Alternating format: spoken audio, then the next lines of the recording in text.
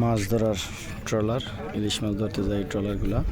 তো তারা বিকেল টাইমে ইলিশ মাছ ধরার উদ্দেশ্যে নদীতে চলে যাবে। এখন তারা রেস্টে আছে। অ্যাকচুয়ালি দুপুরবেলা যায় না, বিকেলে আর সকালেই যায়। এই যে নদী,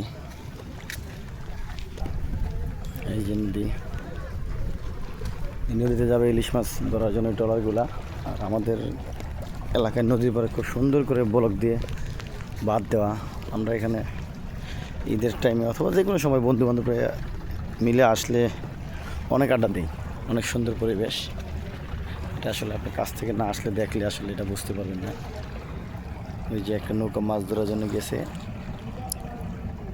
ফিরে আসছে।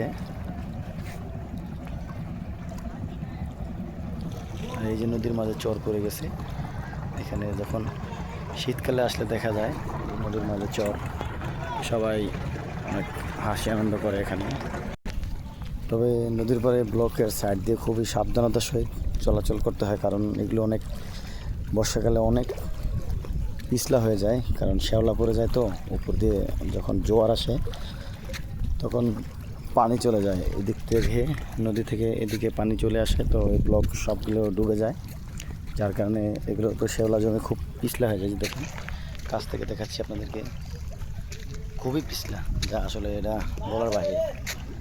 খুব সুন্দর করে বাঁধ দিয়েছে আমাদের এলাকায় নদীর পাড়ে। এখন আগে প্রচুর নদী ভাঙতো, এখন আর ভাঙে না এই ব্লক দিয়ে বাঁধ দেওয়ার কারণে। এখানে আমরা বিকেলে এসে বসে আড্ডা দিই বন্ধুরা মিলে সবাই।